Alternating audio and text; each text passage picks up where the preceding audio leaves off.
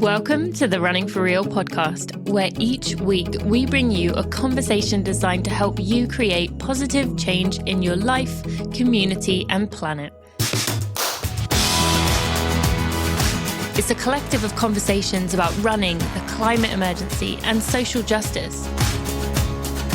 Running for Real is for the brave, for those with courage and vulnerability.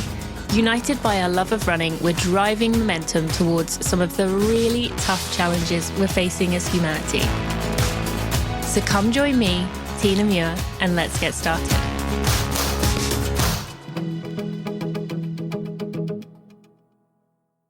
Hello, my friends. Welcome to episode 241 of the Running for Real podcast. Thank you for joining me today.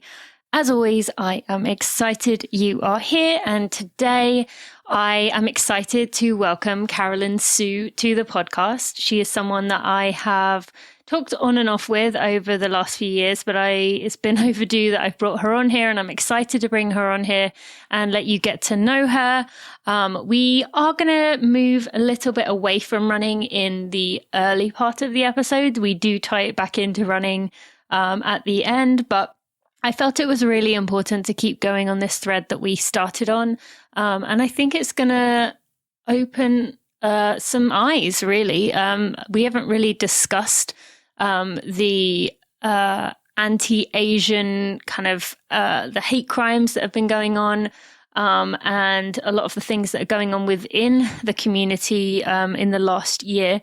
And while we don't talk about that specifically, we do talk about other things. And I think it's just good for perspective and for culture for us to understand. So if you are interested in the running side of Carolyn's story, I mentioned this a few times in the episode, but Danae Doramy has her On Grounded podcast, and you can really get to know the backstory of her running journey in more detail.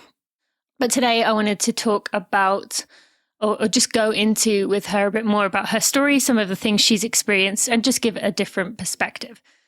So without any further ado, we are going to get right into this episode with Carolyn after hearing from one of our sponsors. Thank you to Momentous for sponsoring this episode of the Running for Real podcast. I am really thankful to be working with this company, and I keep teasing to you, but I still can't say anything just yet. But there is some really exciting changes that they are making to really make a big reduction in their carbon footprint. I can't really say much more than that at this point, but I feel really, really good about the direction the company is going in. And I just feel like they care. So I'm excited to share more about that sometime soon. Now, I've mentioned each of the products that I use through this podcast, and I am actually testing out one of the new ones, which is Brain Drive, which is to kind of optimize your thinking as I struggle to think, optimize your focus. And it's something that I just want to make sure that I give some time before I speak out about. But so far, I've really been enjoying it and finding it very helpful when I have my little bursts of time where I can do work in the mornings. And so that's been something really helpful. I have mentioned before, and I'll mention it again, I have really been enjoying the Elite Sleep. I have had a few nights where I could tell I was flustered and unable to sleep, and when I have taken that before bed, I have found it to really help me to settle my mind and to drift off to sleep, even when there is a lot on my mind, and I've never really found that before, especially when I've tried to just use melatonin on my own. So I definitely am enjoying the Momentous Elite Sleep.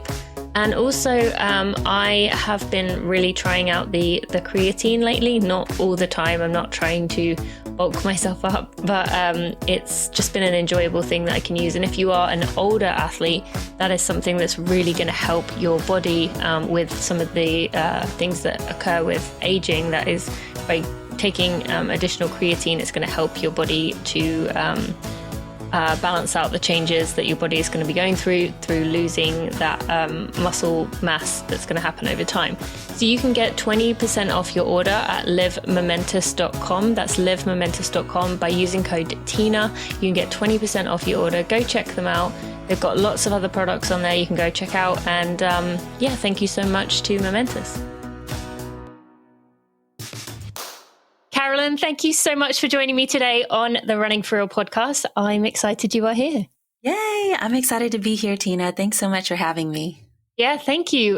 This has been something that I've been excited to chat with you about, and I wanted to go over some things that I think we haven't really covered on Running for Real before. We've maybe covered variations, but this is something important that I wanted to make sure that we do cover, because it is something, as you and I will go on to talk about, that isn't covered enough. However, just leaving the mystery in there, I want to start by people getting to know you and your running. Now, I want to first mention that Danae Dorami on the Grounded podcast did an amazing interview with Carolyn recently. So if you are interested in more of the running side of things and just getting to know Carolyn in general, then definitely go listen to that. I will put a link in the show notes. But can you just give us a brief synopsis of who you see, who is Carolyn, and how did you come into the sport of running? Yeah. Well, who is Carolyn? Such a big question. I know it is, isn't it? Well, I am Taiwanese American. I was born and raised in Houston, Texas, and a large part of my life was spent basically straddling, I think, the different cultures of both my Taiwanese Chinese heritage, as well as the, I guess, for lack of a better word, the white American culture and what that means to be, quote, American. And sorry, just generally speaking, I studied nutrition. I was a registered dietitian for several years and worked in the clinical hospital setting before becoming a stay-at-home mom. And now my family and I, we live in the Boston, Massachusetts area, where I apply my nutrition information and skills to taking care of my family and also myself as a runner.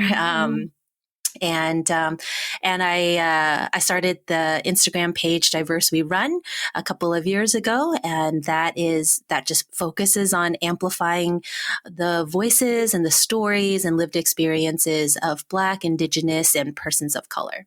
So that's what I do. That was a good little snapshot of you. Now, curious, you said you Taiwanese American. That was the first thing you said. A year ago, would you have said that way around? Yeah, I think so. It's really, that it is a large part of who I am, whether or not I like it. I think I spent a lot of my life so far kind of fighting that part of my identity. Like I kind of alluded to earlier, I grew up feeling like I was kind of living in two different worlds. Yep. My parents, they immigrated here as grad students, actually. And so they've been in the States for decades now. And they were very involved in the immigrant Taiwanese Chinese community, just because they wanted to serve and help, be a resource to other immigrants.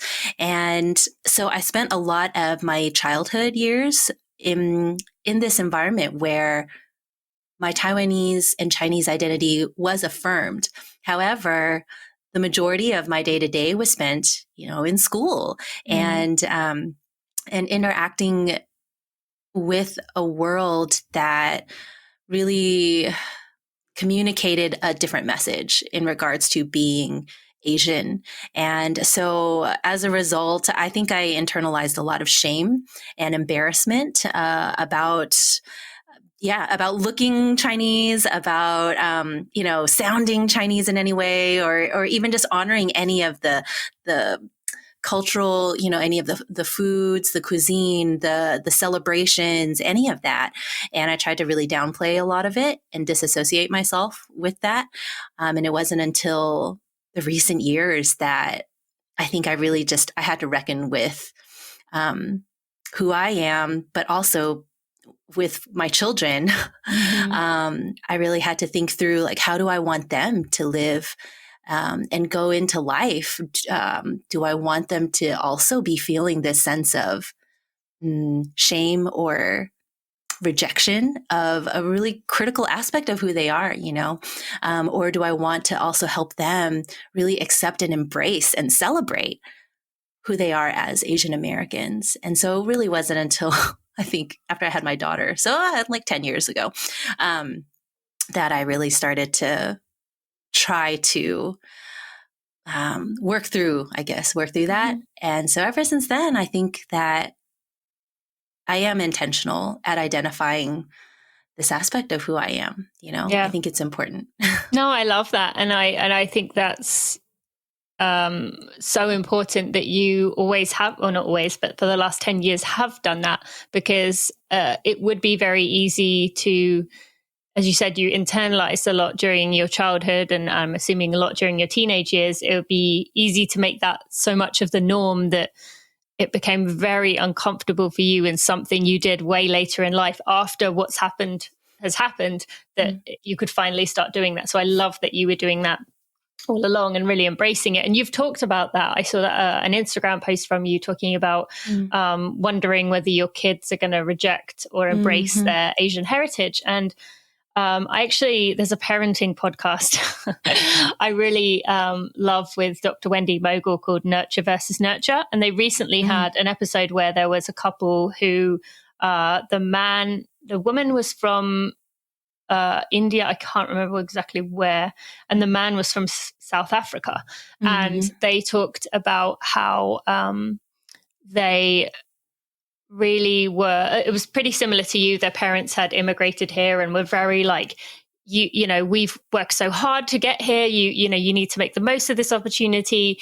And like their kids were just like, I just want a normal life. Like, just leave me alone.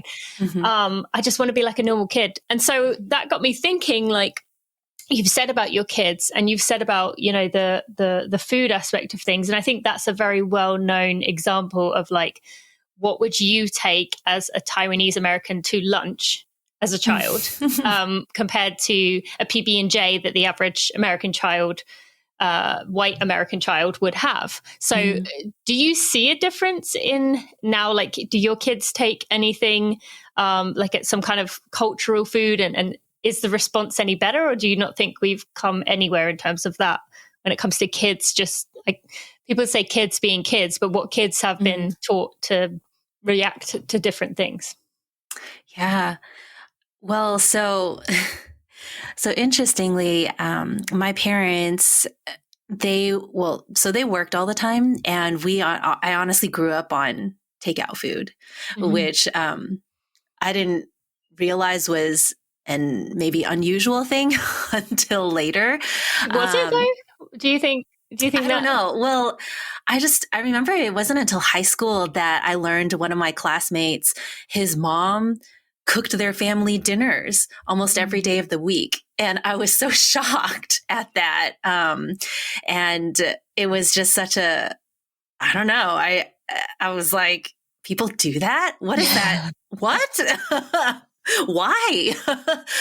Because really my family, because my parents worked until really late and my sister and I were latchkey kids, unless we had like my grandparents or somebody living with us, we would get takeout. And so there would be like one designated day was Burger King, one designated day was Chick-fil-A, one designated day was like Pizza Hut. I honestly, I look back and I'm like shocked that we're decently healthy, that we haven't developed anything other more serious health conditions. But so really as a result of that, like I always bought school lunches anyway. So I was never in that way. I never necessarily felt self-conscious. There were times the times I did feel self-conscious about food was whenever there was like Lunar New Year, and my mom would really want me to be able to share this celebration with my classmates. So she would pack like different like Chinese candies and treats and snacks. And this is like obviously like way before even like boba bubble tea became a thing. And a lot of cultural desserts, not even from Asia, but many different cultures, foods have different textures that are not necessarily very familiar or common, I would say, here in Western culture. And so even things like mochi, which was like kind of this sticky, dense I love it. texture. Yeah, I love it. But that I just, it's this feeling as a kid that your family loves something and you bring it to class to share, and then having it be like rejected by your classmates, or having people say, ew, that's so gross, or yuck, like, what is this? That kind of thing. As a kid, yeah, like, it's still going to hurt your heart that. Even now, right? Like that hurts my heart just hearing that, and you having experienced it. Like, I'd imagine that's affected you, throughout your life of making little rejections kind of just feel big because of having, that's massive, going through that as a child. So sorry, I cut you off there. Oh, no. Yeah, that's exactly right. But I didn't, obviously as a kid, it's exactly like what you said, just a lot of these little, seemingly small or little interactions that add up, to a certain type of message or certain almost like truth, that you internalize.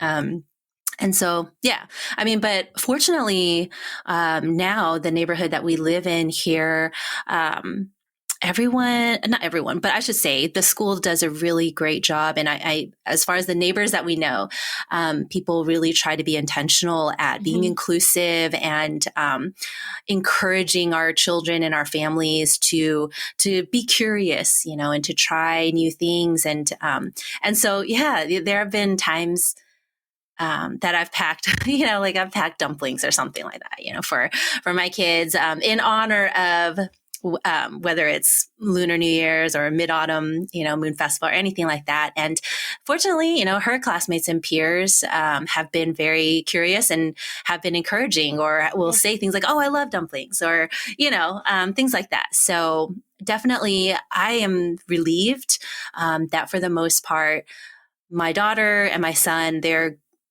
they are receiving messages of affirmation and validation. And so, yeah, I mean, my husband and I, we still try to be very intentional at affirming that too, and speaking well of and encouraging them to celebrate learning. And so.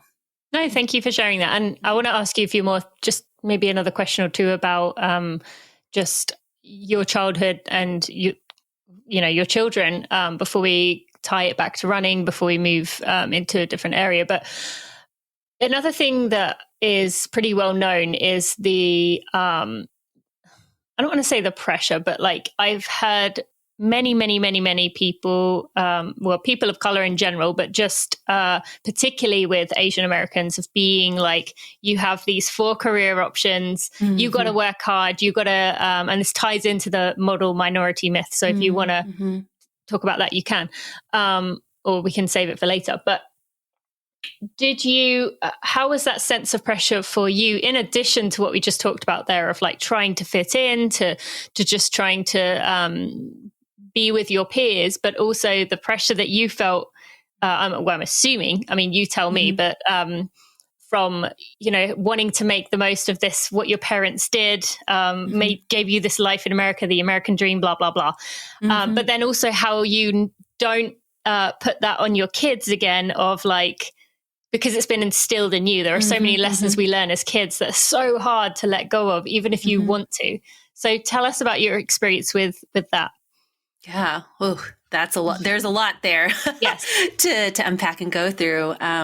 And this is something I've also been learning more about in terms of the history of our nation, of our country, and how I did, just personally from my own perspective, growing up amongst a lot of other Taiwanese and Taiwanese American, as well as Southeast Asian kids, that yes, they're there was a very strong pressure to do well academically, because then that sets you up for quote unquote success, in life. And really, I think, especially from the point of view of immigrant parents, success equals like security, stability, right? And in order to have that in the future, you need to get a good education. You need to be able to get into a good college, and then that affords you, a good job. And then that is what is going to provide stability for you, theoretically, right? And that is so much of why people come to America, right? And but what also is unique to think about is historically how it was that immigrants from Taiwan were able to come here. Taiwan and China were able to come here. And before that, and I've just only recently been learning more about this. Let me think this through. Like, America for a long time had what's called the Chinese Exclusion Act. And really, even up until this day, that is the only law, I guess, that was passed that was purely based on race, that excluded people from coming in. And this followed, it's racist. And it followed a lot of just also just a lot of unfounded fears on having Asian immigrants take over American jobs, which is ironic because Chinese people were brought over to help build the transcontinental railroad, and that was 80 to 90% of the workforce that was used to create the infrastructure of our nation. And after that, as these families started to get more settled after the completion of the railroad, then white immigrant workers and just white workers in general were feeling threatened.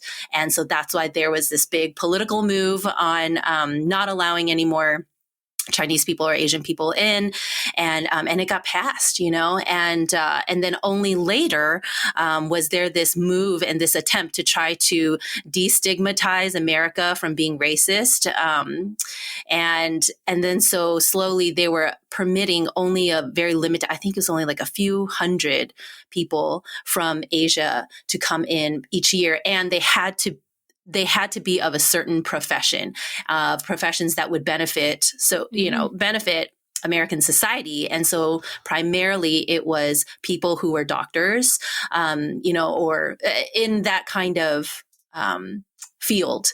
And so then as a result, if these are the main people, if this is the demographic, that you're letting in, and also just in Taiwan and in many parts of China, in order to become a doctor or in order to even get to a certain level of education, you did have to study really hard. I mean, starting from elementary school, and this holds true even now. Starting from elementary school. I mean, we talk about standardized testing here, okay, being, there's like a lot of debate constantly about that. But really, I mean, in Taiwan, this is what it's like, where starting from elementary school, if you don't test well enough, then you won't get into the quote unquote good middle school, which then you have to test well again to get into the best high school, in order to then get to the best college and university. Because if you miss out on that, if you go to like a second tier university, then it's almost like your trajectory for life is already set.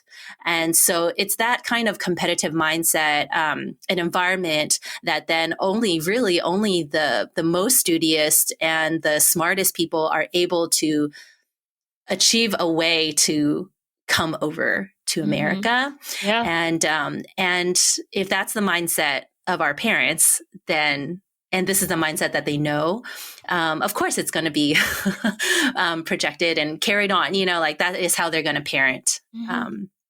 And, but anyway, I mean, but my parents, they were kind of, I guess, like a little bit of an anomaly. I cannot. Anomaly. Anomaly. In the sense that like, they really just wanted my sister and I to try our best. And if we could say with a clear conscience that, yes, I gave it my all, I did my best, whether it was on the test or, whatever aspect of life, then that's, my parents like, that's the most we can ask for, and that's something you can feel proud about. And so in that sense, I didn't necessarily have that same type of pressure to have to be like, not just top 10% in my class, but like top, 5 or top 5 persons. Yeah. Whereas a lot of my classmates did have that. Pressure. I grew up around a lot of high achieving people.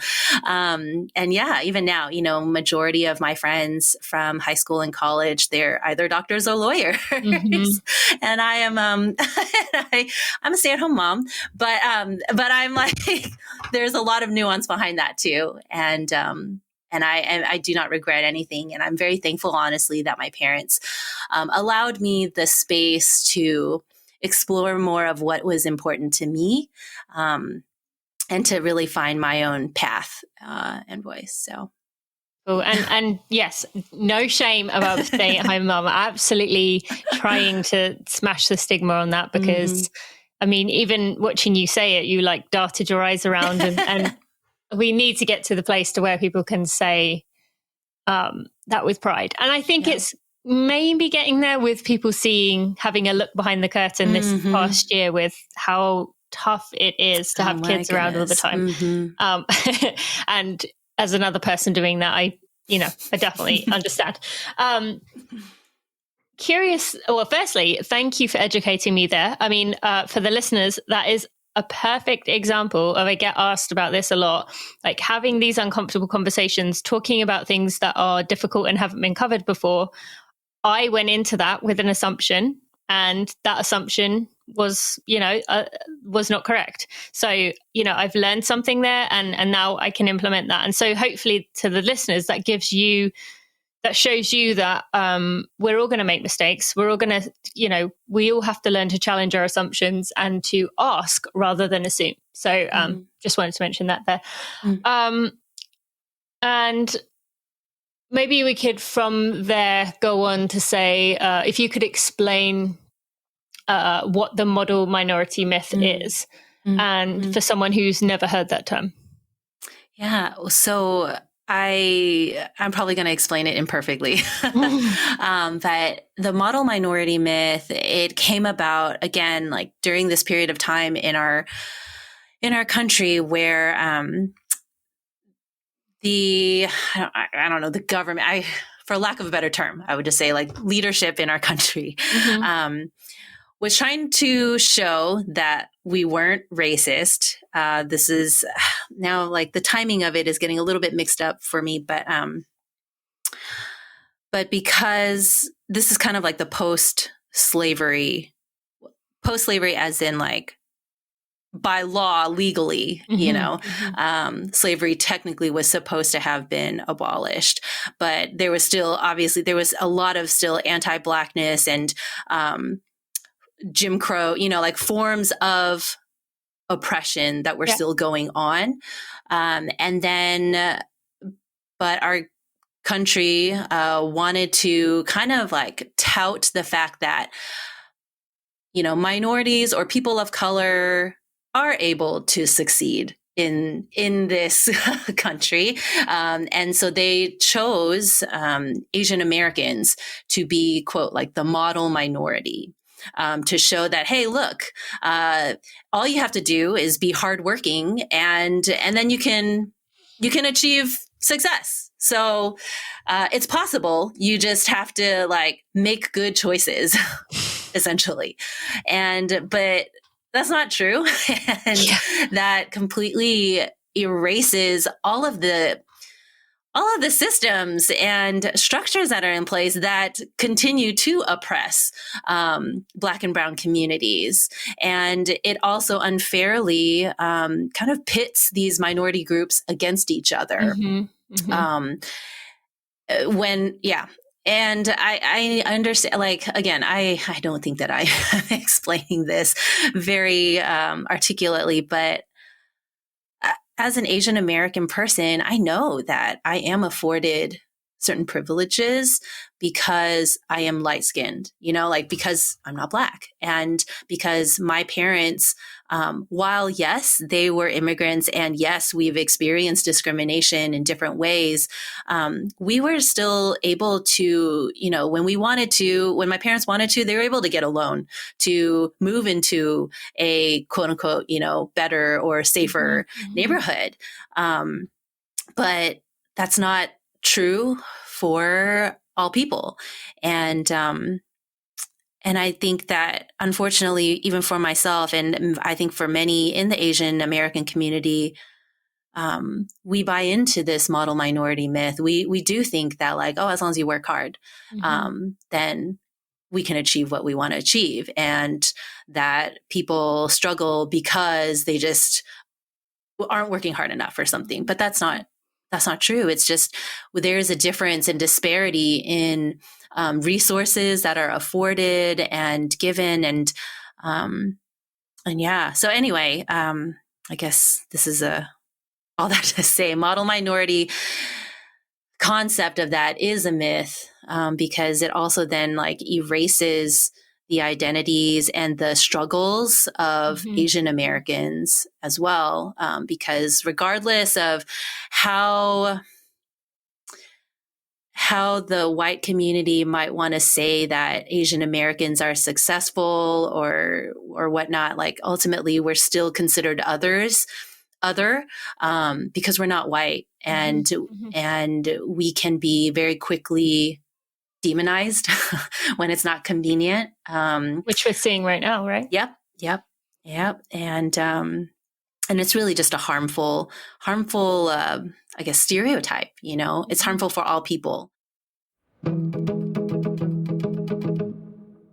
Thank you to Athletic Greens for sponsoring this episode of the Running For Real podcast. I have been talking about Athletic Greens for years. As I've mentioned, I have my parents taking it, my sister taking it, Steve takes it, Bailey even drinks it sometimes. She has seen us drinking it so much that at 3 years old, she will often say, "Can I have some?" And it's so cute because she gets a little round circle shape thing from the the greens that ends up on the side of the, I'm not describing this very well. When she takes a drink, it gets on her face to give her a moustache. Let's just put it that way. And it's adorable, but she loves it. And that shows you that if a 3-year-old can like the taste of it, that's a pretty good sign, right? Athletic Greens Ultimate Daily is that all-in-one daily supplement with 75 vitamins, minerals, and whole food source ingredients that work together to help the body absorb and synthesize these nutrients in a highly bioavailable form. I've been talking about it for many years. It can replace a multivitamin and a number of the other supplements commonly taken by elite professional athletes and health-conscious go-getters. It makes it really easy for us to get this comprehensive nutrition without the need for multiple pills, powders, or these complex routines. I drink my Athletic Greens as soon as I wake up in the morning, every single morning. And I then run within, often I'll run within 20 minutes, half an hour of taking it. I don't have stomach upsets. I just feel great. It's a great way to know that I've then taken in the antioxidant equivalent of 12 servings of fruits and vegetables. I have this peace of mind that I'm getting all the things I need to support my busy lifestyle, which takes a lot of stress off. It helps to maintain healthy skin, nails, and hair. And those adaptogens help to maintain hormone levels and support mood, which with the life stage that we are in right now, anything to support our mood is going to help us, right? So you can go to athleticgreens.com/Tina, where you can get the 1-year free supply of vitamin D3 K2. And you can they also giving 5 travel packs away with every month, just as a little bonus, as a little thank you and a little bit of support for you. You can give them away to someone that you love so they can try them. Or you can just keep them for yourselves for when you are traveling, or maybe give them to someone in your family. So you can go to athleticgreens.com/Tina to find out more and get that special offer. regardless of how the white community might want to say that Asian Americans are successful or whatnot, like ultimately we're still considered other, because we're not white, and we can be very quickly demonized when it's not convenient. Which we're seeing right now, right? Yep. And it's really just a harmful, I guess, stereotype, it's harmful for all people. And anyway, I encourage everyone to look that up. Sorry, I'm really like not doing a great job. I mean, I personally feel like you explained that quite well, but maybe not. I'm not the person to give you the yes or the no to the green light, I suppose. Two things from that. One, I just want to emphasize the fact that you did mention, that you do fall into that quote unquote other category. And one of my close friends is Korean American. And, we've had a lot of conversations, and she's talked about, walking into the room and just scanning to see if there are any other people of color, anyone who isn't white in the room, and her being used to not being the only person, or her being used to being the only person who is not white. So firstly, like, can you speak to that? And just to like put that in perspective, because like as a white person, it's hard to imagine walking into a room and scanning. But then also, I don't think that people would think Asian Americans would be doing that. Most white people would not assume that. Maybe you would think that if you were Black and had dark skin, but maybe not the rest of the people who fall into that quote unquote other category. So maybe, explain to us, is that something that you have to do as well, or feel you have to do?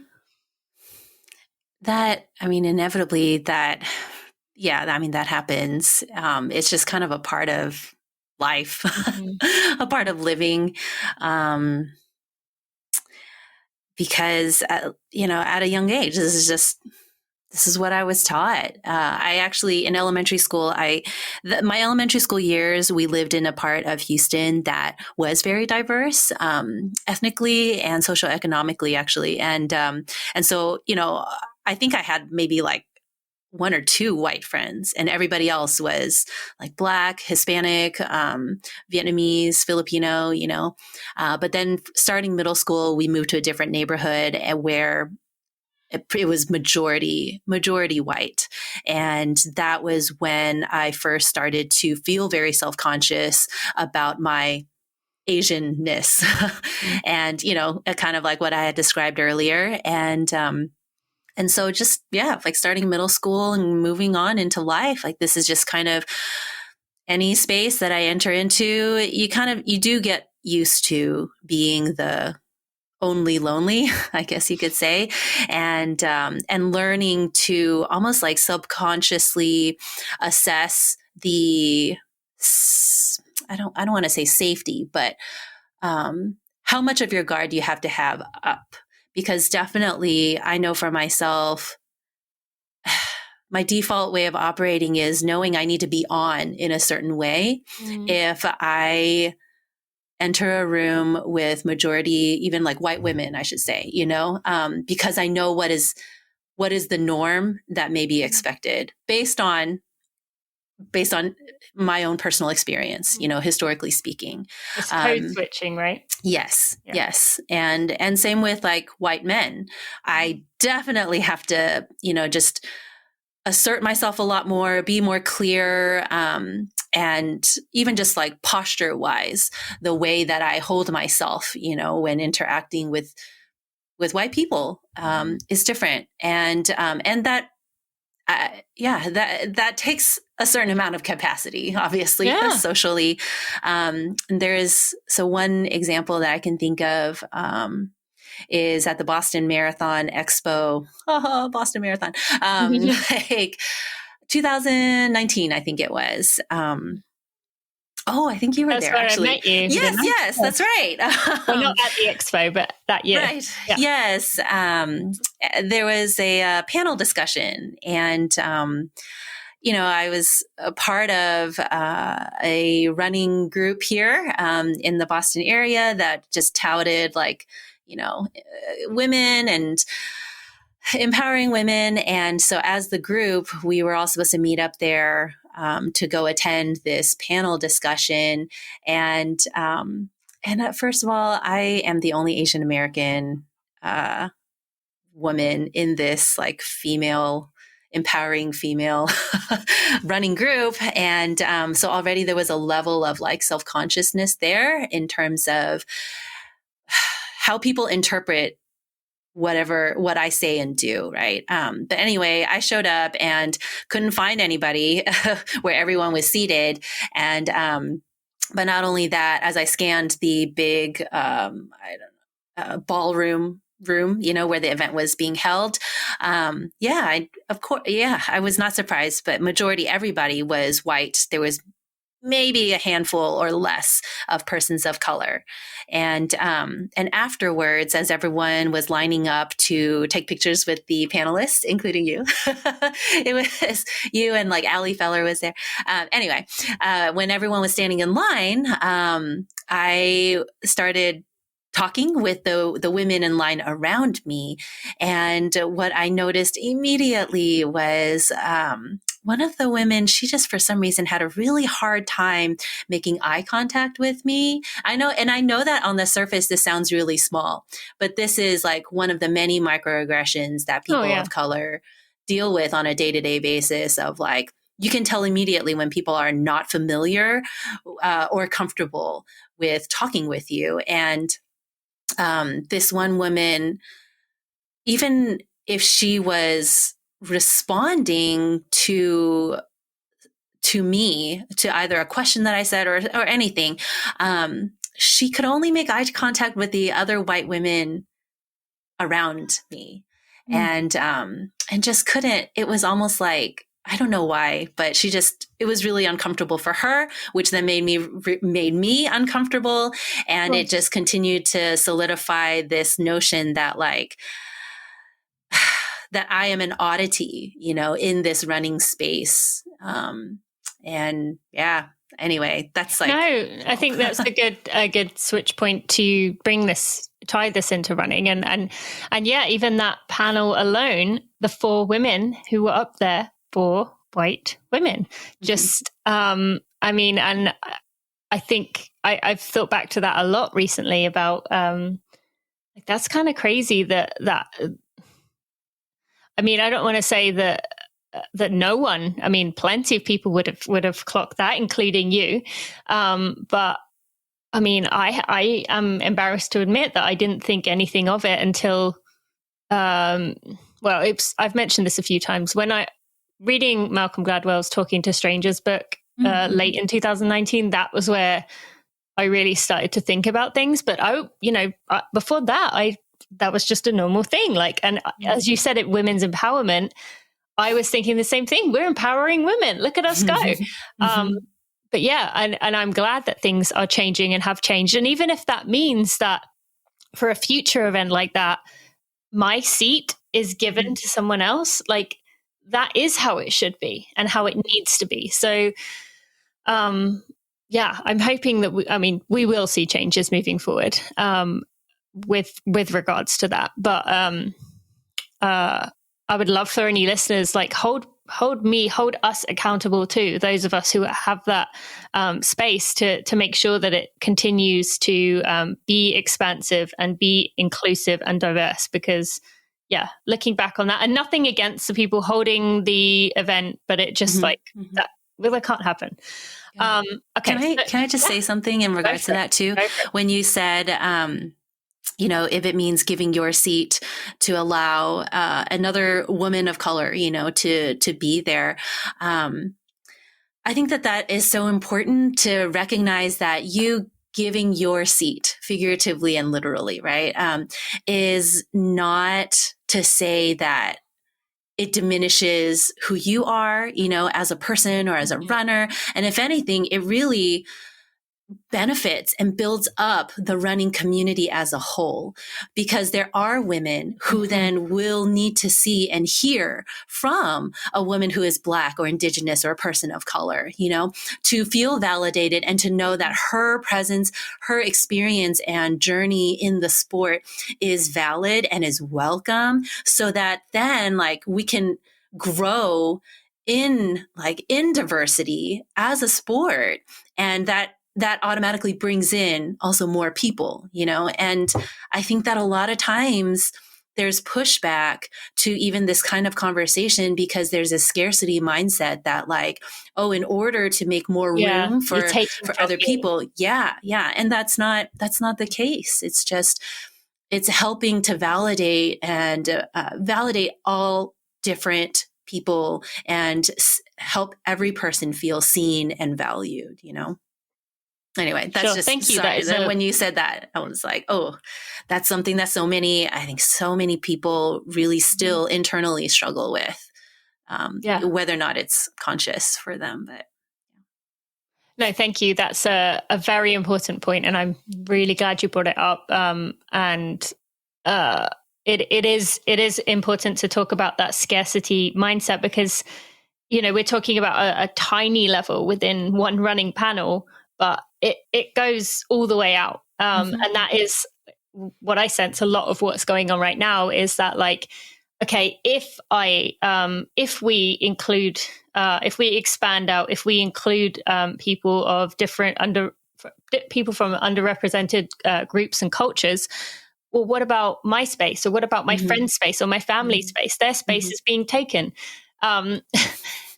And it's just totally the wrong way of looking at it. But it's also we've heard this or at least I've had it many times before, this isn't a pie that if I take a piece, you don't get a piece. As you said, you explained that so beautifully, that the more we can build this up, and the same with the running community, that people seeing someone who looks like them, who represents them, who inspires them, they're going to bring along more people, and they're going to, as the phrase goes, a rising tide lifts all boats. And I truly believe that. And I really need to learn who said that, because I refer to that all the time, and I don't know who. I love that. It's such a beautiful picture. I really should look that up.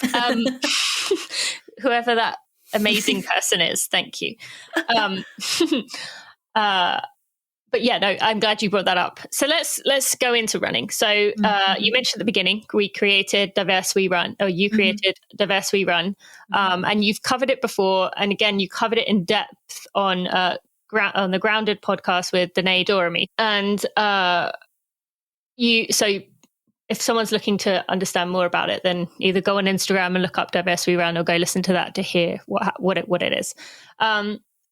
But feeling it's starting to take off, to grow, to really be featured. Runner's World being the key media that did that to really bring attention to it. But there must be a sense of tugging in both directions, in a frustration of what has taken you white people so long to understand that we need diversity within our sport, but also wow, I'm proud of myself for building something like this, for being a part of something like this, for taking the initiative to create something like this. So tell us about your thoughts around what Diverse We Run is becoming.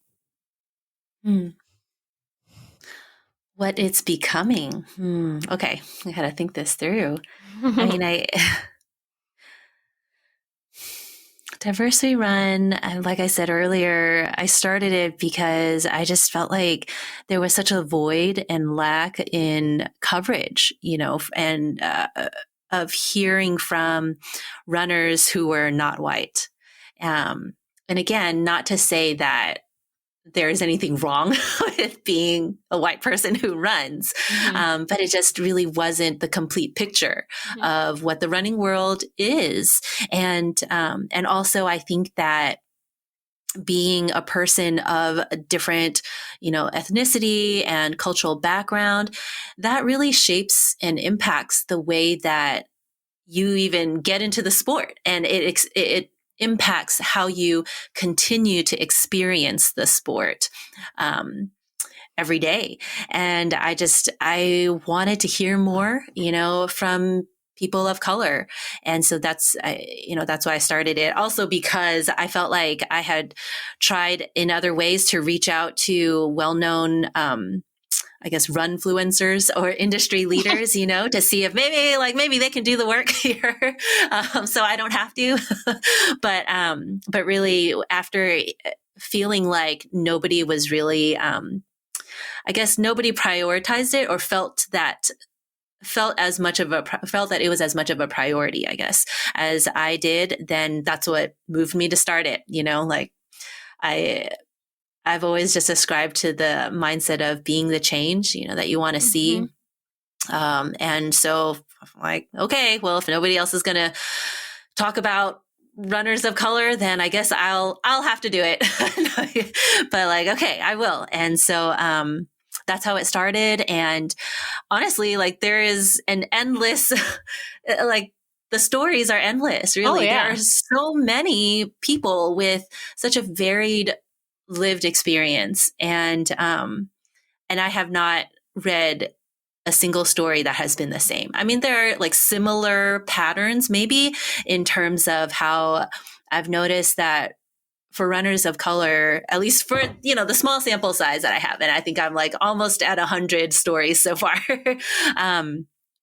people, we show up into the sport, not just for self-betterment, and to see what I personally as an individual can accomplish and reach my potential, but really people of color show up in the sport for others, to represent, for others, within our own cultural ethnic communities, but also to show the white majority that we're here, and also I've noticed that there is a level of cost that people of color have to take on just to show up. There's the cost of safety or, risk, but also just that mental, emotional weight that has to be taken on. And for example, Danae, she shared in one of the Diverse We Run panel events that we had in regards to safety and inclusion, where, as an Indigenous person, when she shows up at different races, especially any of those that revolve around American holidays where people get to dress up, in costumes, it's a lot for her mentally. She has to prepare herself when she shows up in these spaces and she sees, her culture being worn as a costume. She has to decide, do I engage with this person? Do I have to, or do I just let it slide? But in doing so, there's also this sense of you feel, I don't know, you feel icky about that, of just choosing to still ignore, or do I choose to correct? And if I choose to correct, then that also is a risk that you have to be willing to take on, and how that person responds. And when all I want to do is just show up and run in this 5K, so those are all different costs, I think, that a lot of runners of color must decide, to take on. And I think it takes a lot of courage too, to continuously show up in this sport. So, there are common threads that I see with that. And, and I feel like I've gotten off of your question now, but, in terms of how I see, Diverse We Run growing, it's been encouraging for me to hear from individuals and from runners to just say how much they appreciate seeing someone who understands, the things that they have internally had to work through just to run. And a lot of people who do message me, they live in communities where they are, the only lonely or the minority. And so it's hard for them to feel comfortable or feel like they're seen and understood and even welcomed. And so if this virtual space can be even just a little bit of a place where someone can feel they're not alone. And that's why, to me, that's why Diversity Run exists. For sure. So, that continues to be my guiding light, I guess. I don't really have any other goals, because a lot of people do ask me that, like, what is your big goal for Diversity Run? And there isn't any tangible big goal, I would say, other than just I want to continue to exist, to be a safe space for people, where people can feel seen and where they can connect with others who are like them, and hopefully also, to help expand and broaden people's worldview. I did recently get a message from someone who she herself is a person of color, but she is a caretaker for an elderly woman who is white.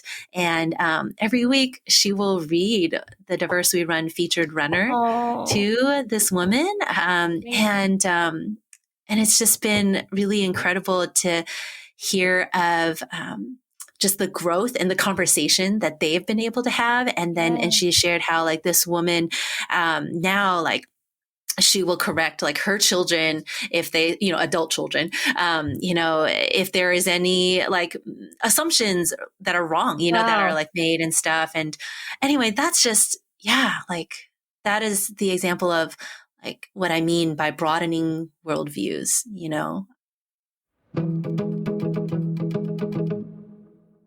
Thank you to Insidetracker for sponsoring this episode of the Running for Real podcast. Do you want to run further and faster and recover quicker and easier? Do you need to feel healthier than you've ever felt before? You need to make a change, and that is what Insidetracker is all about. Founded by leading scientists in aging, genetics, and biometric data from MIT, Tufts, and Harvard, Insidetracker is a personalized health and wellness platform like no other. So what is their secret? Well, first, Insidetracker uses its patented algorithm to analyze your body's data and offer you a clearer picture than you've ever had before of what's going on inside you. Then, Insidetracker provides you with concrete, science-backed, trackable action plan for reaching your performance goals and being your healthy best. You want to hear the great part? Insidetracker is offering my listeners 25% off. Yes, 25% off discount to their entire store, all of the options you can look at there. You can go to insidetracker.com/Tina, because change is an inside job. I did recently get a message from someone who she herself is a person of color, but she is a caretaker for an elderly woman who is white. And every week she will read the Diversity Run featured runner to this woman. And it's just been really incredible to hear of just the growth and the conversation that they've been able to have. And she shared how, like, this woman now, like, she will correct, like, her children if they, adult children, if there is any, like, assumptions that are wrong, that are, like, made and stuff. And anyway, that's just, like, that is the example of, like, what I mean by broadening worldviews, and that's I mean, what a compliment for you. But I mean, if you ever needed to see an example of how you're changing the world, if an elderly white woman can change and talk to her children about it, I mean, that's incredible. That shows that we all have that potential for growth. So I love hearing that. Thank you. And I don't want to spin this back about me, but I've never really spoken about this before. But, like, coming to the US age 18, I'm an immigrant, but, like, there were so many experiences I had where people would say a version of, "Oh, you don't count." And at the time, I just was like, yes, like, as bad as that is to say, it was like, yes, like, I can fit in. And it's sad that that's what I wanted, was to just slide in and hope no one noticed. And especially within my running, I just look like any American. But, like, now I look back on that, like, I want to go back and, like, shake myself and be like, I'm sorry, like, don't count as in like, it just is so wrong the way that, I mean, people were looking at things, but I didn't say anything to correct them. And so I've thought a lot about this lately, about how, I was able to, I mean, that really shows the difference for people who say like, oh, it's, being an immigrant is always going to be hard because you're coming in from a different place. But I had so many privileges given to me because I didn't have to have that element of the color of my skin coming into affecting my interactions. But even with what you were just saying there, for me, when I would come across a British person here in America, I was just like, to them, like glue, like, I want to talk to you because there's that like shared experience, that understanding that like, oh, you're here like me too, like, especially if they were a runner. And so, of course people would want to see someone that represents them, that looks like them. And that's what comes up again and again in these conversations is representation is like everything. And so I'm glad that so much of a focus has been put on this. And I'm glad we have people like you who are really awakening a lot of people, but also giving people who have always felt like they didn't belong that space to say, you do belong in the running community. And here's why. So thank you for all that you've done there. And again, sorry to turn that on me. No, not at all. I did read an interesting fact the other day, or stat or prediction, that by 2042, white people will actually be the minority. Did you hear this? Right. Yeah. I've read and heard versions of this. Yeah. So it's interesting to think about how things are going to change over the next, what is that? 21 years. Yeah. 21 years with the way that conversations are happening, with the way that just we are understanding more, but there is also that divisiveness. It's just going to be very interesting to think about that. I do want to transition into just, I know we said this is going to be one of the major things we're going to talk about, but I feel good about the direction that we have talked about. But just to go over this in the final part of the interview, you've said many times that you believe it's very important to normalize the conversations about mental health and the impact on relationships. And we've never covered the impact on relationships before. But your husband was undiagnosed with depression and anxiety. So tell us about, how did that affect your life and affect your running? I mean, I don't know if you watched this, and I was originally going to say that I felt uncomfortable saying I watched this, but it actually was very insightful. The Harry and Meghan interview with Oprah. Shocking to hear her talk about, she talked about mental health, how she was like suicidal. And he, as someone who was already stuffing down a lot, as the partner, just like it really affected his mental health too. So tell us about, how did that affect you? And then in turn, how did it affect your running? Yeah. Or how did your running help, I suppose? Well, so let's see. I would say, so my husband and I, so we've been married 12 years. Whoops. I'm not the person who keeps track of our anniversaries, but we've been married, I think 12-ish. I think we're 13th year now of marriage. But, I think maybe a couple of years into marriage, after we had our first child, and he was still in grad school, we had decided that I would become a stay-at-home mom, more or less because like I said earlier, I grew up as a latchkey kid, and I grew up as someone who really rarely, I think, had my parents around and involved in my life at all. And I really wanted that for our kids. And so he was in grad school. And so we both agreed actually that having at least one parent home to raise our kids would be valuable, at least just for the first few years of their life. And so then we were basically single income on a grad student's income family. And so for a while too, we were on government assistance, and I was a part of the WIC Women's Infants and Children's Program. And so all of that caused a level of stress, obviously, like needless to say, not surprisingly, I should say, not obviously, but unsurprisingly. And that was kind of like the first inklings of seeing some anxiety, but we kind of just chalked it up to the fact that, yeah, this is our life circumstance at this current moment in time.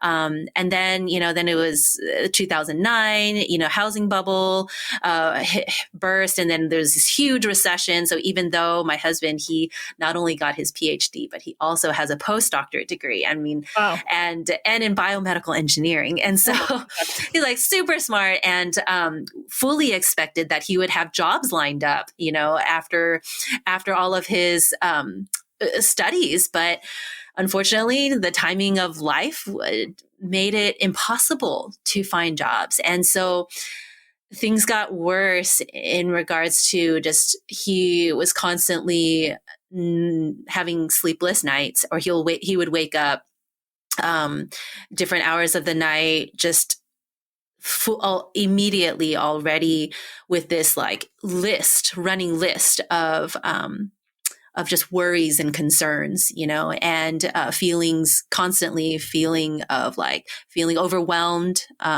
feeling like he wasn't enough, whether it was, not enough as a husband or as a father or as a provider, as anything,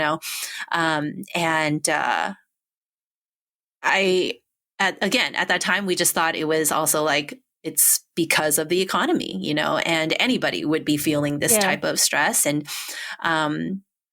then, but finally, after he did find a job out here in the Boston area, that's what moved us out here in 2013. Then it was kind of like the things to be anxious about move to something else, then it was like, oh, he's starting his first job here. And then we were trying to figure out life out here in the New England area. And we had our second kid by then.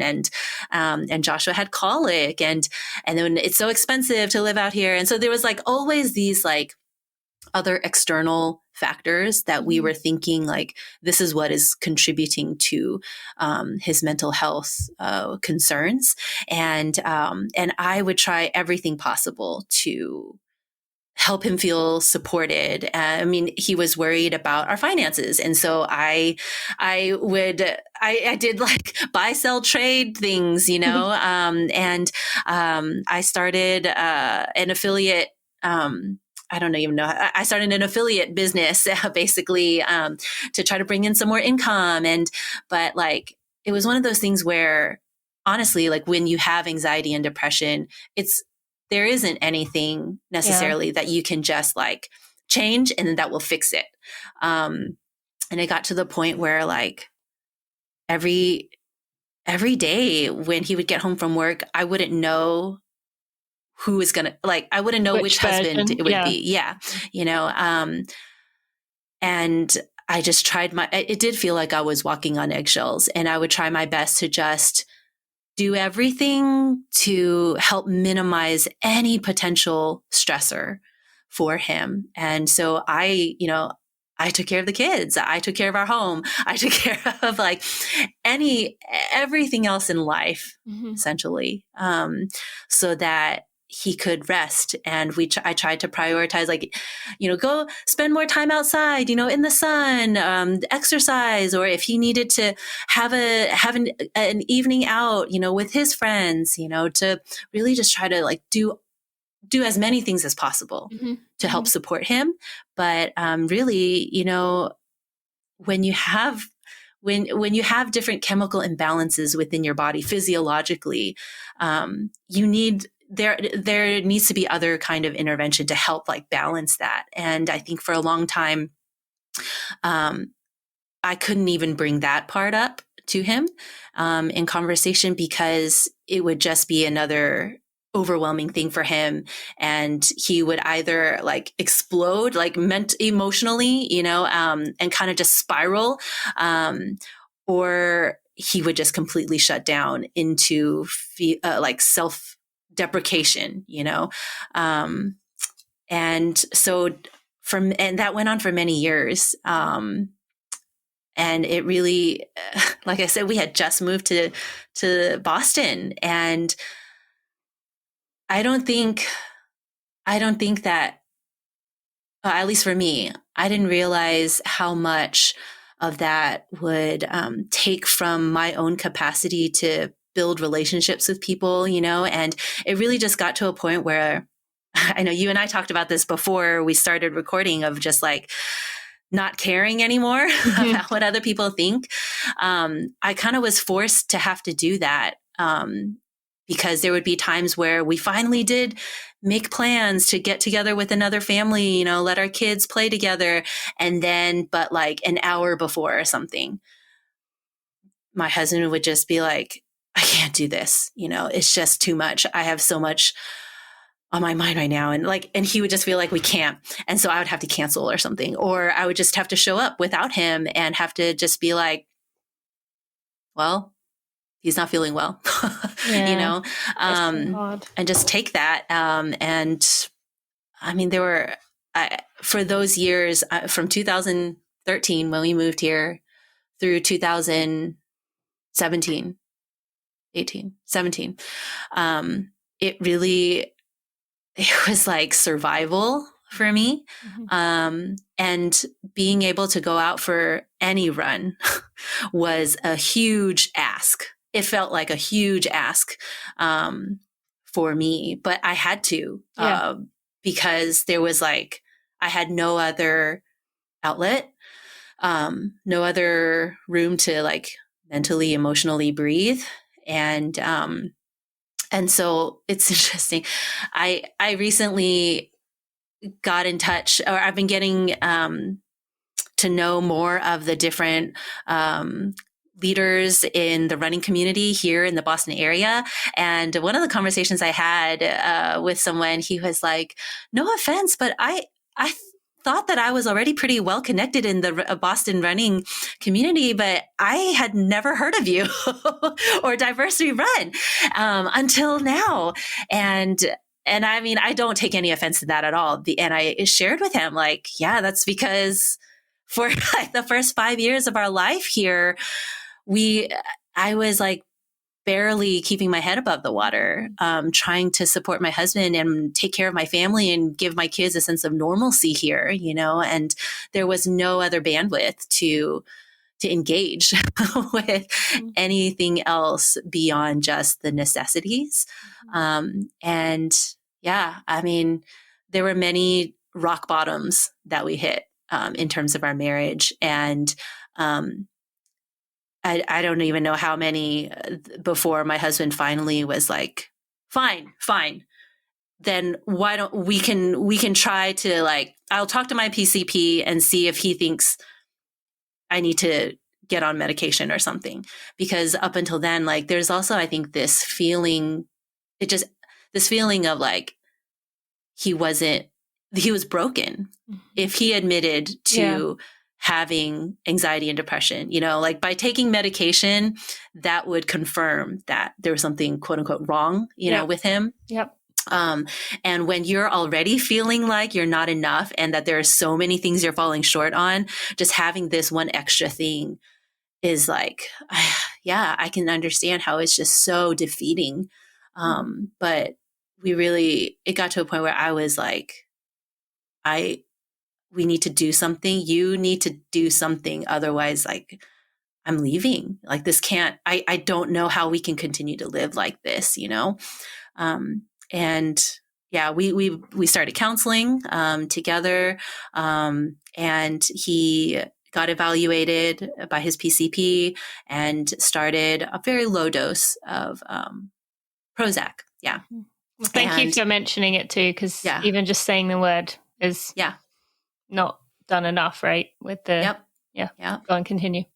And within the first week, I definitely noticed a difference in capacity, but I didn't want to say anything because I just didn't want to say anything. And he told me, he just mentioned it, a few days in, and was like, I don't know if it's just placebo effect, but I feel like I have more capacity just to think through things, you know? And so I immediately, of course, you know, I affirmed him and I said, yeah, I think I've noticed that too. And that's really great. And let's just keep, you know, let's hope for the best and let's keep watching how things work out, you know, because it always takes, like with medication, especially ones that you take long term, it just, you never know how it will affect each individual. And generally, I think, doctors say like it takes, what is it, 6 to 8 weeks maybe, and even like 3 months before a certain antidepressant can really normalize in a person's body. But unfortunately, you know, it really already started to help. And by 1 year after he was consistently taking medicine, I just felt like I got my husband back. Like I felt like I got my friend, you know, back. And for so much of our marriage, I didn't realize how like little by little the norm was kind of changing, you know, until it got to this place where like, you know, I would hear people say, oh, my spouse is my best friend and blah, blah, blah.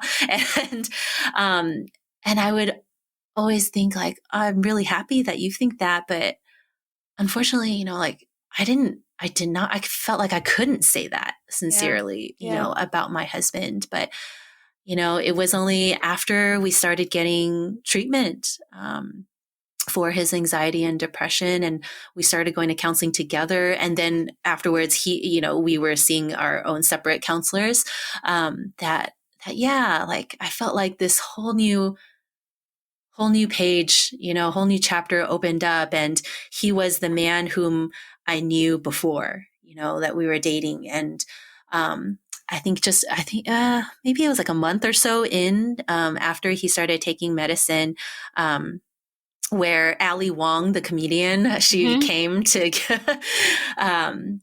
Boston, and I was out with my friend. Our kids were playing, and I got a phone call from my husband. And I was like, oh, I'm sorry, I have to take this, because usually like Jimmy never calls me during the day. And so I thought, and it was like work day. And so I thought like, oh my gosh, this is an emergency.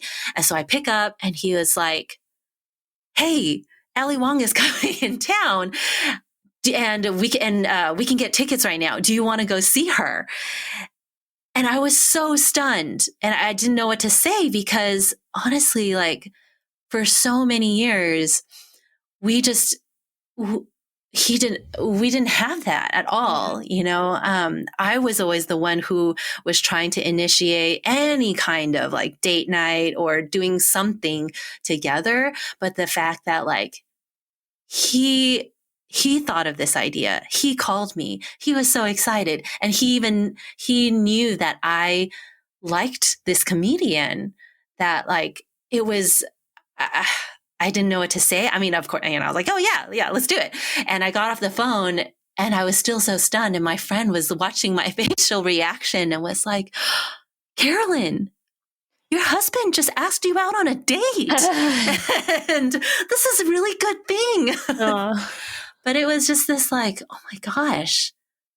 Yeah. Like you don't realize, I guess you just don't realize how far you've gone or how much you've missed until like it actually comes back again. I don't know. Yeah. Anyway, no, that makes sense. You know, no, thank you for explaining that. And I mean, that's a lot of weight that you carried around there with just having to deal with that. And in addition to trying to raise young kids, I mean, that's so much. And, you know, not only well done to you for being strong enough to say like, we need to do something and, you know, getting him to the point where he could, but then also, you know, the way that you both are able to talk about this now. As we said, we need to change the stigma around this, and conversations like this help. So just to wrap up here for that particular topic question, for someone listening who maybe you could give us some advice for someone that resonates within themselves. I'm feeling that way.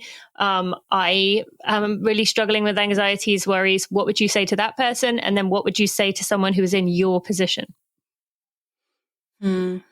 That's so actually, because because my husband and I went through that, and I was able to see the impact and difference that medication and counseling had for him, it actually really helped me, because at the start of this, after this pandemic started, 2 months actually already felt like a year, but 2 to 3 months after the pandemic started, I started realizing in myself that I was kind of saying some of the same things he had said before in the past, of just feeling like constantly feeling overwhelmed, constantly feeling like I was behind on things that I needed to get done. Every day I would wake up already feeling like I was behind, and I still had so much that I needed to take care of. I was having more restless nights. And it got to the point where I thought, maybe I need to just get like a mental health evaluation. And my cousin, one of my cousins, is a psychiatrist. And so I texted him and was just like, do you have some time? And he just did we talked for an hour actually, but then he did like a screener on me, and he asked me questions like, okay, in a given week, how many good days would you say you have, and how many bad days? And define it however you'd like, what is good and what is bad. And even a question like that, it made me realize, oh, I think I'm having more bad days. Like, I would say 6 days out of the 7, I'm just constantly feeling like I'm on edge, I'm stressed, I'm overwhelmed. But it wasn't until he asked that it made me just kind of pause and reflect and identify. And so I realized that I struggle with anxiety and depression. And last summer, in July, August, I started Prozac as well. And it made a huge difference, just in terms of like, I felt like I could breathe. And because for a long time, usually emails already overwhelm me. I feel like it takes a lot to just write a thoughtful response. But it got to the point where even like text messages from friends was kind of feeling like really weighty, and feeling like it was insurmountable for me to get back to people on. And but after starting medication, things didn't feel as heavy anymore. And not that like problems went away, but I felt like I had the clarity and I had the bandwidth to be able to just objectively deal with the different problems, whether, however big or small, planned or unplanned, that came up. And so I really think I just encourage like everyone. I mean, there's honestly, in the same way that we talk about self-care and how even, I guess, like, let's say looking at how we run and we train, we don't go hard every single day, and there are easy days and rest days. Like we make note of our body's needs in that way. And it's the same for mental health, that like if our body needs medication to simply be able to come to a baseline of being well rested in a way, then why wouldn't we want to do that to help equip us, and yeah, I mean, and for anybody who is supporting a partner who is struggling, like, take care of yourself. I think that was one of the most important things that I learned during all those years, is that like I learned to ask for help. Yeah. And I learned to just like tell people. I mean, for a long time, I felt like I couldn't, because I also didn't want to, I guess I wanted to still honor and respect my husband and his feeling of privacy. But it did get to a point where I had to talk to at least one or two, friends, and just tell them what we were struggling with and what we're dealing with, like at the very least, find your people to give you that support, because you need to be supported in order to support your partner for the long term here, until you're both able to come to a place where you can get the help that is needed. Yeah. No, thank you. That's really good advice. And I appreciate your vulnerability and courage to share this, because it's not easy to do in the world that we are in, but we need people like you. So thank you. Carolyn, so people can go to Diverse We Run on Instagram, but where else can they find you or follow along with you if they want to get to know you more? My personal Instagram is at I Run for the Glory. And aside from that, if you want, you can always email me at either Diverse We Run or Carolyn Sun at gmail.com. But I don't have an Instagram page. I do have a website, but it's not really like going right now. So basically Instagram is where you'd be able to find me. I think that's good. The quickest. Yeah. Okay, well, thank you so much for coming to join me today. I just want to give a shout out to our mutual friend, Tara, who first connected us. And you two sent me a really cute video a few weeks ago when you were together, which I just made my day. So thank you to her. And I appreciate all that you've shared with us and your honesty and courage. So take care and look forward to hearing what everyone thinks. Thank you.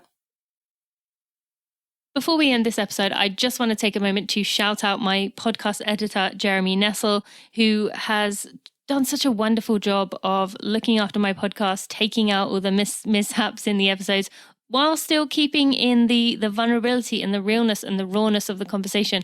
This is not one of those podcasts where I take out the ums and the ers and the sometimes the delay in words, because I think it's very important to keep that authenticity. We're surrounded by perfected and manicured everything, and I think it's really important that Running for Real stays that way. So thank you to Jeremy for your work. I also want to thank Maria Vargas and Amber Moore, who are also part of my team. They've been a big part of this community and me being able to build this brand. So just want to give them a shout out too. All right, let's get right back to the end of this episode. As always, I was a little bit clunky there with some of the questions, and I hope you, as I mentioned there in the episode, I hope you got to see that it isn't about getting these conversations perfect and saying the right thing all the time. Sometimes we are going to say the wrong thing, and we have to be prepared to say, thank you for teaching me, thank you for educating me. I said that incorrectly, or I did something wrong. I'm going to change that. So hopefully that was a good example of doing that, because I know it's very easy to look at people with platforms or with audiences and think, oh, well, sorry for them, but I don't know if I can do that in my own life. Well, you can. And as you heard, I stumbled around a lot. So I'm appreciative for Carolyn for her patience, and I hope you enjoyed that episode. Now, I just want to take a moment to thank our sponsors for this episode. Momentous, you can go to livemomentous.com and use code TINA to get 20% off your order. I have told you about the products that I've been using, and I'm currently testing out Brain Drive. I'm really appreciating it on my mornings. I get 2 or 3 days a week where I can do work in the mornings, and I pop in one of those Brain Drive with some water, and I'm really finding it's helping. I do think that it is a great alternative for someone to be using. I'm not really a massive coffee drinker, but if you were a big coffee drinker, this might be something to try instead. It really helps with my focus. So you can use code TINA at livemomentous.com to check out all the other things they have going on there. I also want to thank Athletic Greens. You can get a 1-year free supply of vitamin D3, K2, plus 5 free travel packs. They are just throwing those in as a goodwill thing for us going through this tough time with our health. I've actually been collecting up my bonus ones each month and then giving them to people who I feel could benefit from them. So maybe that's the mailman. Maybe that's a man who I dropped my credit card on the floor on a run with Bailey a few weeks ago, and he came to give it back to me. He picked it up, found me online, contacted me, and give back to me. So I gave some to him. Really are just a thoughtful gift to give to someone, but also good for our health in general. So you can go to athleticgreens.com/Tina to go get yourself some of that. And finally, I want to thank Insidetracker. I recently had my test done, as I mentioned earlier on in the show, and I'm really thankful that Insidetracker are giving me the ability to be able to check in on my health and see how my body is feeling, because it just really is so important, especially this year, to know that we are on track to be able to look after our health. So you can go to insidetracker.com/Tina to get 25% off everything there. So 25% off by going to insidetracker.com/Tina. And I really recommend it. And I believe you will too. All right, my friends, I want to thank you so much for listening, for learning, for unlearning, and for just growing with me. I appreciate you. And I'll see you next Friday.